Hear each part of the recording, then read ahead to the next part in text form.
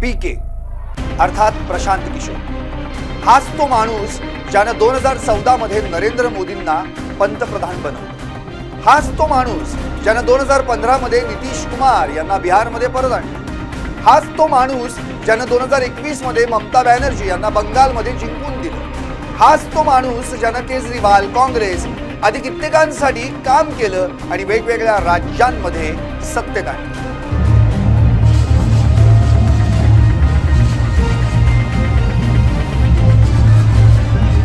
पीकेंना चाणक्य म्हटलं गेलं, रणनीतिकार म्हटलं गेलं, पण या माणसानं बाकीपूरची पोटनिवडणूक जिंकून सर्वांना आमदार म्हणायला भाग पाडलं।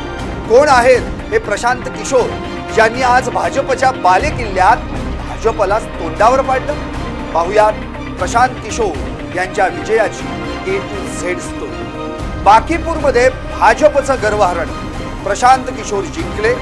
कुत्र्या मांजराला उभं केलं तरी जिंकेल म्हणणाऱ्यांना दिलं चोख उत्तर। नमस्कार, मी संदीप आणि तुम्ही पाहताय LS मराठी।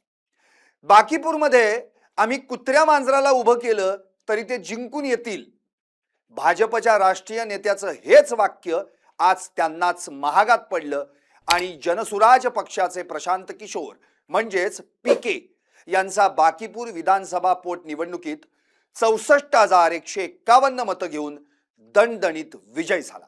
जो माणूस रणनीतिकार बनून देशाचा पंतप्रधान बनवतो तोच स्वतः रणांगणात उतरून आज आमदार बनला। भाजपच्या बालेकिल्ल्यात तब्बल 31 वर्षांनी आज भाजपच तोंडावर पडला।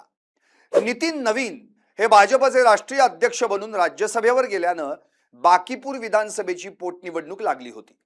आज या निवडणुकीचा निकाल लागला आणि जनसुराज पक्षाचे संस्थापक प्रशांत किशोर यांनी 19,324 इतकं मताधिक्य घेत भाजपचे नीरज कुमार यांचा पराभव केला। नीरज कुमार यांना 44,827 मतं मिळाली, तर आरजेडीच्या रेखा चौधरी यांना 14,273 मतं मिळाली। 30 जुलै रोजी ही पोटनिवडणूक घेण्यात आली होती।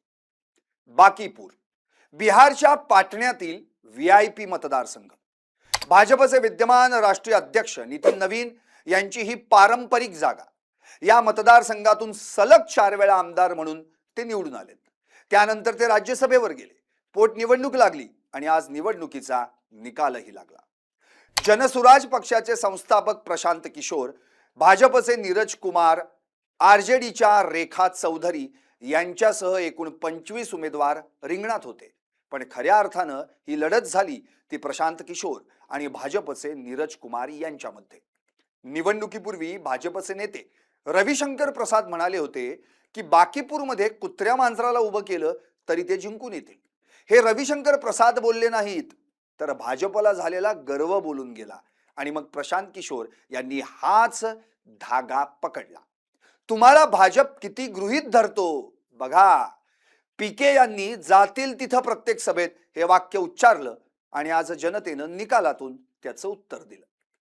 भाजपच्या गर्वाचं वस्त्रहरण करत बाकीपूरच्या जनतेनं सांगितलं, आम्ही कुत्री मांजरं नाही, आम्ही मतदार आहोत।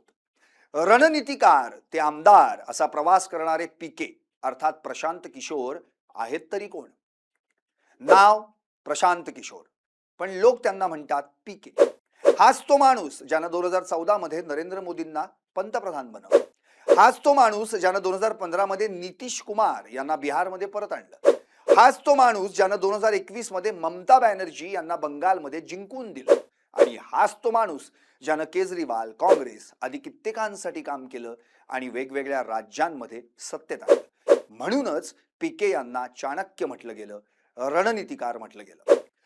2 ऑक्टोबर 2022 रोजी जनसुराज पक्षाची स्थापना। शिक्षण, आरोग्य, रोजगार आदी मुद्द्यांवर जनजागृतीसाठी 3000 किलोमीटर पर्यंत काढली पदयात्रा। पहिल्यांदाच लढवली निवडणूक आणि पहिल्याच निवडणुकीत आमदार। रणनीतिकाराच्या खुर्चीवरून थेट विधिमंडळाच्या खुर्चीवर। आता जाता जाता बाकीपूरची जागा गमावल्यामुळं भाजपला सेटबॅक बसलाय का तेही ऐकू। बाकीपूर तर भाजपचा बालेकिल्ला, पण कुत्र्या मांजराचा उल्लेख नडला आणि भाजपचं गर्वहरण झालं। पेपरफुटी आणि बेरोजगारीच्या मुद्द्यावर तरुण मतदार हातातून निसटला।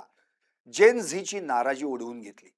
2029च्या निवडणुकीआधीच आता जनसुराज नावाचा नवीन प्रतिस्पर्धी मैदानात आला. भाजपनं शेवटच्या क्षणी उमेदवार बदलला. अभिषेक सिन्हा यांच्याऐवजी नीरज सिन्हा यांना उमेदवारी दिली, पण त्यांचा करिश्मा काही चालला नाही.